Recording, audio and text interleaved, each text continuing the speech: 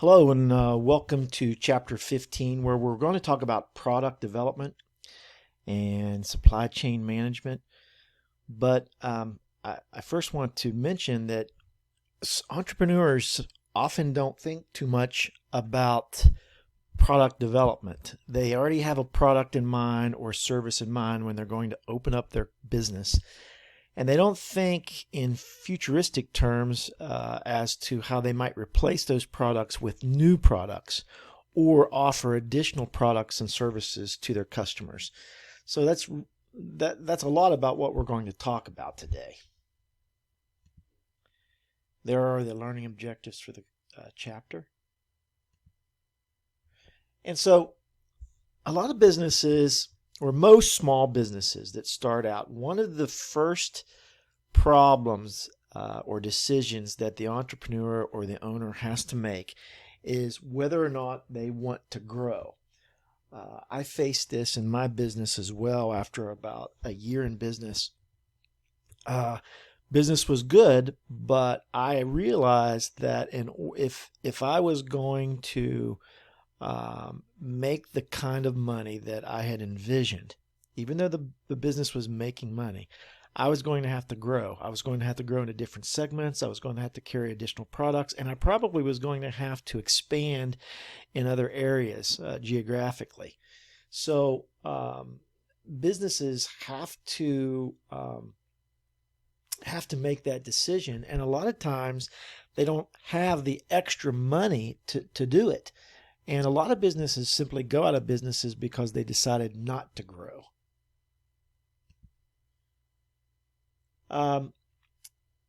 Small businesses, though, do have an advantage when it comes to innovation, bringing out new products, developing new products or services. One of the reasons is because that they are so small, there's not a lot of levels of management to get approval from. Decisions can be made instantaneously, and they have that flexibility that is needed when you're developing or bringing a new product to market.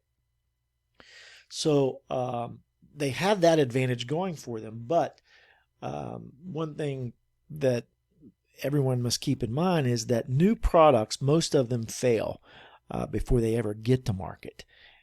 So the success rate is, as it says here, extremely low.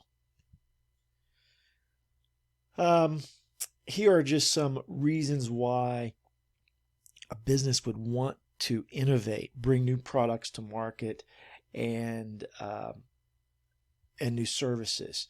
One of the things that is important to know is that in order to maintain or sustain a competitive advantage over your competitors, you're more than likely going to have to do something different, either a new product, a new service, or offering different features on an existing product, whatever the case may be, in order to keep that competitive advantage going. So that sustainable competitive advantage is all about bringing new products and services or new ideas to market. I always use the example of the iPhone. Every 6 to 9 months, Apple Computer introduces a new version of their iPhone. And they do that for, the main reason they do that is to maintain their sustainable competitive advantage. In other words, they want to stay ahead of the competition. So Samsung is probably their number one competitor, and Samsung does the same thing. Every 6 to 9 months, a new Galaxy is brought to market. Every 6 to 9 months, a new iPhone is brought to market. And they're just trying to get the one-upmanship up on their competitor. And that competitive life cycle, the competitive advantage life cycle, has basically 3 stages. Development, as you see here, when the product is introduced, developed, and deployed, and then there's a decline in that product life cycle.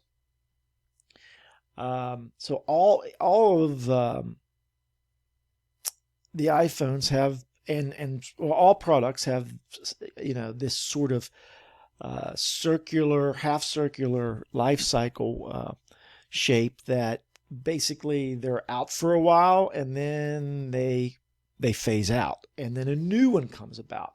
So if you can envision here seeing several of these life cycles going forth, iPhone 1, iPhone 2, iPhone 3, iPhone 4, as one declines, a new one comes to market.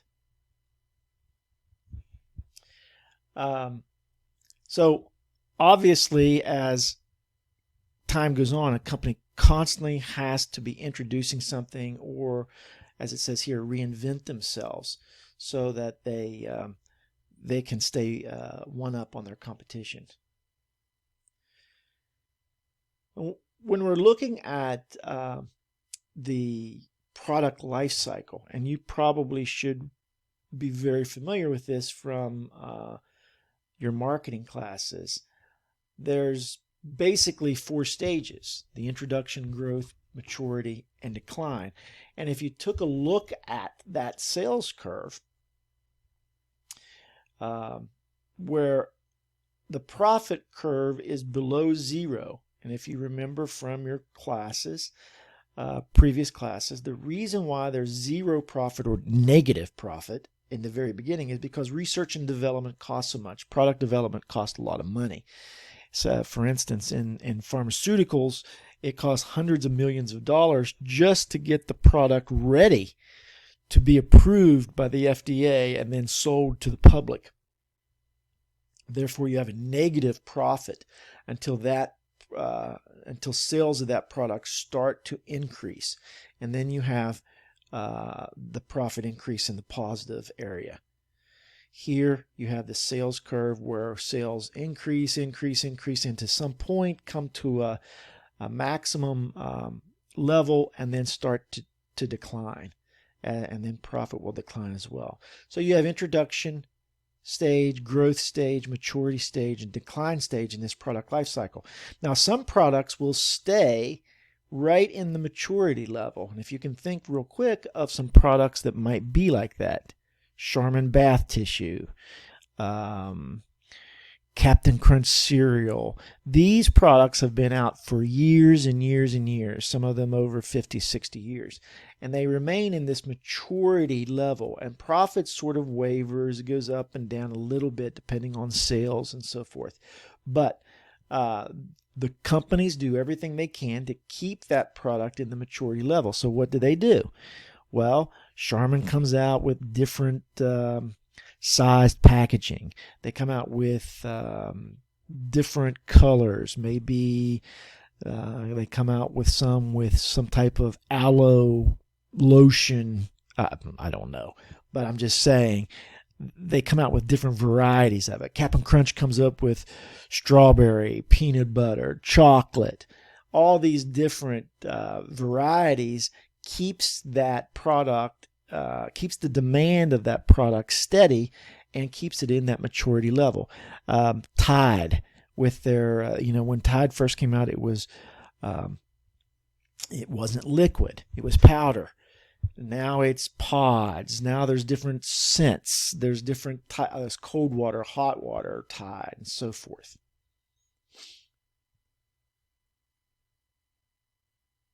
Here's just some of the things that products or companies can do to keep those products having some type of competitive advantage and keeping it in that maturity level or maturity stage. Make sure you review these now. I'm going through this. There's a lot of slides here. I'm going to go through these fairly quickly because I know you don't like to listen to an hour video, but make sure that you review these slides thoroughly. This is one of the most important parts of the course, because an entrepreneur must always be thinking about what they're going to do next to keep that competitive advantage. So when we're going through this new product, if you take new products, we have a class for that, and I teach that in the fall, called Marketing 3500 New Products. We talk a lot about the process that companies go through, where they accumulate ideas and they do business analysis on those ideas, And then they develop the physical product. They test that product to see if it's going to work. So there's lots of things that go into developing new products.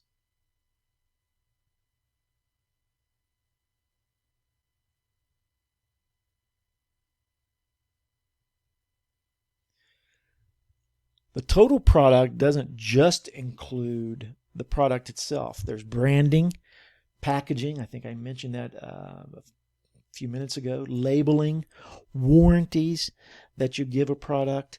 A lot of people will look towards warranties, especially if they're a little bit hesitant of whether or not the product's going to work.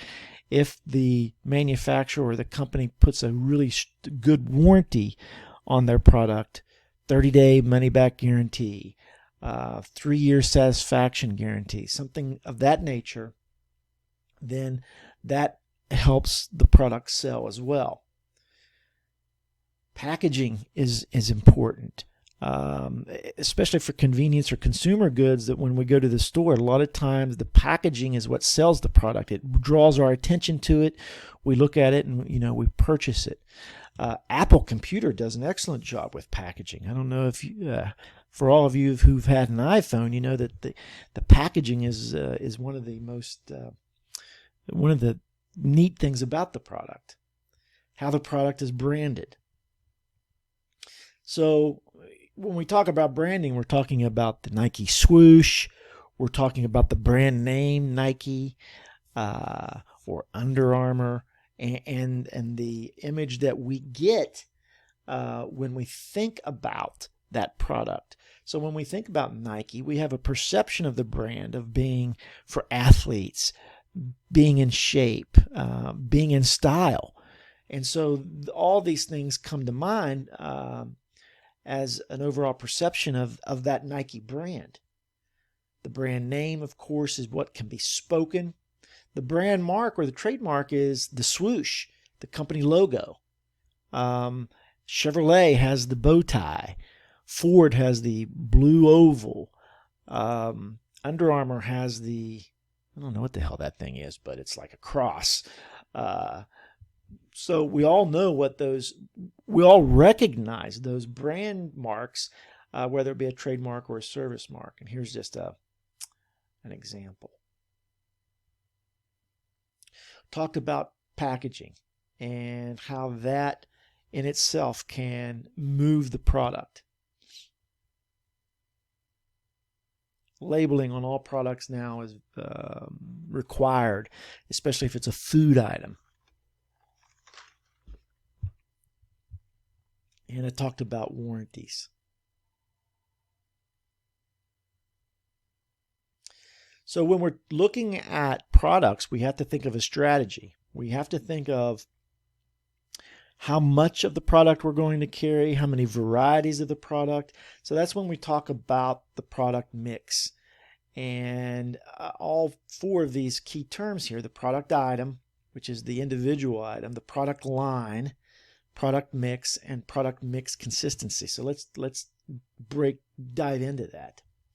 If you took a look here at some clothing, you'll see that the depth of the product line is how many varieties you have of one product. So in the very first column, you have ear warmers. We have men's and women's. You have formal men's and women's, camo and men's, Bluetooth ear warmers, and MP3 gear. All of them are ear warmers. So the depth is the variety that you have in it. If you would go to Dick's Sporting Goods and look for baseball gloves, you would have men's, women's, left, right, adult, children, leather, plastic. You would have a very deep product line in baseball gloves. Product mix, or the breadth of the product mix, is how many different products you have. So you have here in this example, you have ear warmers, gloves, leg warmers, headbands, hats, scarves. The more and more different products that you have, the wider your product mix, or the breadth of your products, larger your breadth is. We know what a product is, but it's keeping in mind that it doesn't have to be tangible. It can be intangible, like a service.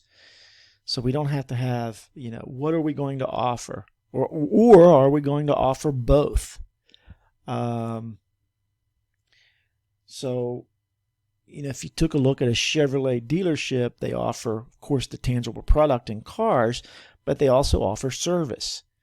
They offer cell phone or Wi-Fi in their cars. They also have a service department where they fix the cars. It's not really tangible, but they'll fix a broken product.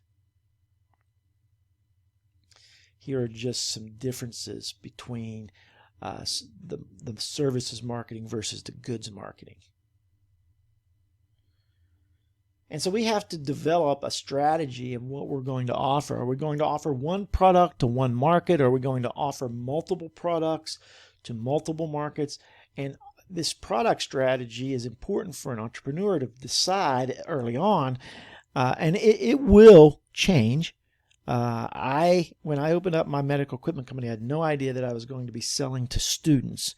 But once I was open, I had students come in the store and say, do you have stethoscopes? Do you have physical therapy equipment that I need for school? When I go to my class, I have to have these things. And I didn't realize that was going to be a market that I was going after until I seen that there was a demand, and I started buying those types of products and offering them to WVU medical students.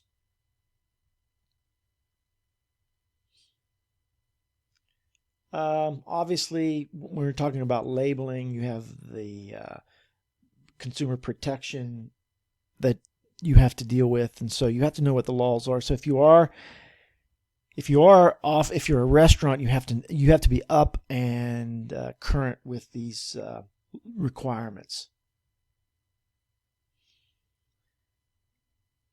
Most small business owners from the scale that we're talking about really don't have to worry too much about patents and copyrights. But if you do develop a product that is unique and can be copied and you want to protect it, you would get a patent. In other words, you would apply for a patent from the federal government so that no one could copy that product. If it was a song or a book, there you would have a copyright. So patents and copyrights are different. Trademarks would be the Nike swoosh. Obviously, that's protected.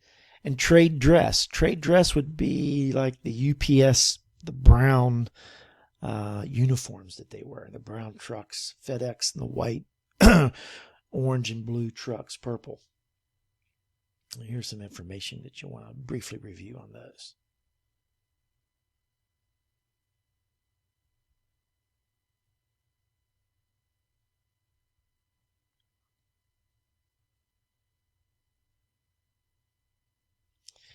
Supply chain management, from a small business point of view, is where are we going to get the products that we're going to sell, or the raw materials to make the products?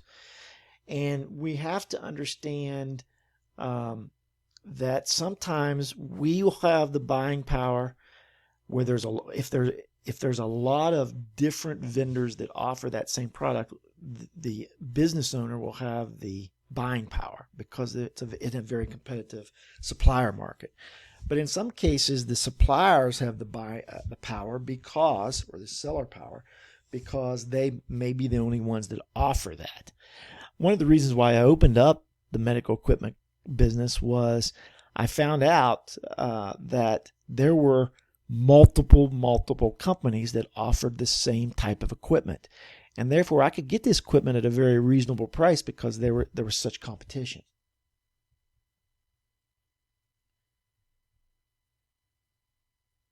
There's intermediaries that are involved. Sometimes you have brokers. Most small businesses are probably going to be working with wholesalers who will buy in bulk and allow small businesses to buy smaller quantities from large manufacturers. I give the example, it's not a very glamorous example, but when I had the store I wanted to offer adult diapers. There's a big market for adult diapers. And I went to Kimberly-Clark, which is a huge manufacturer of that type of product, and found out that the minimum order that I would have to place would be a $100,000 order. It was a tractor trailer load full of adult diapers. Well, obviously I couldn't afford that nor have room to store it, so I found a wholesaler who would divide that tractor and trailer load up for a profit, but still at a lower price level than retail, and I could buy those wholesale. And that was a very necessary part of my supply chain, those wholesalers.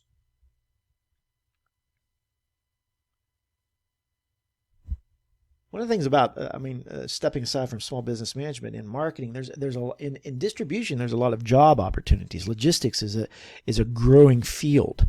So you may be supply chain management and logistics. You may be very interested in that. And Marketing 305, supply chain management taught by Dr. Surendran, is the course that focuses on that. When we take a look at channels of distribution, what is our company or our small business going to be doing? Are we producing it and selling it directly to the consumer? More than likely we aren't. If we're selling goods, a small business is probably more like this channel, where a producer, wholesalers, and then the retailer, the small business, sells to the consumer. So this wholesaler channel was more in line with what my business looked like. Producer consumer would be Tesla. Tesla, the electric car manufacturer, produces their products, sells them directly to consumers. Some producers sell directly to the retailers and then to consumers. So this might be Walmart. This would be smaller businesses where they have to go through wholesalers to break up those large quantity orders. And you may even have an agent broker channel where agents direct the flow of goods from the producer. Agents and brokers don't take title to the products. They simply are an intermediary that helps the flow of the products from the producer to the wholesalers. Wholesalers do take title. So they buy in bulk from the producer and then sell in smaller quantities to retailers. And so cost, coverage, and control are three factors that you have to consider when you're trying to decide which type of channel of distribution you're going to implement. Storage is always an issue. That's why I had to go through wholesalers. I had a very small storage area, so I had to buy from wholesalers, buying in smaller quantities. Inventory management. Obviously, I wouldn't have been able to buy $100,000 worth of adult diapers. It would have been a huge stress on my finances because of the money that I would have to dole out for $100,000.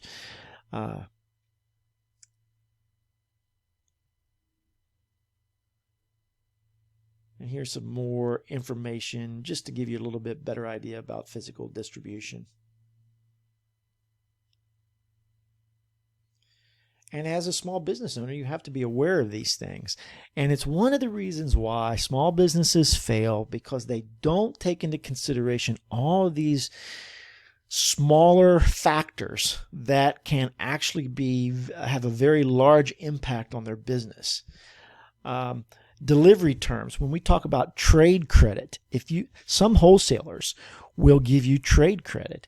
In other words, you will order from them and they will deliver the products, and you have 30 days to pay without interest. So that's called trade credit, and it's very important because it gives a small business time to actually sell some of the product before they have to pay for it from the wholesaler.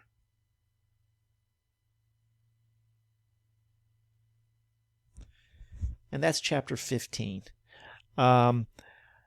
So you can proceed to chapter 16 because the final quiz in the course will be on chapters 14, 15, 16, and 17.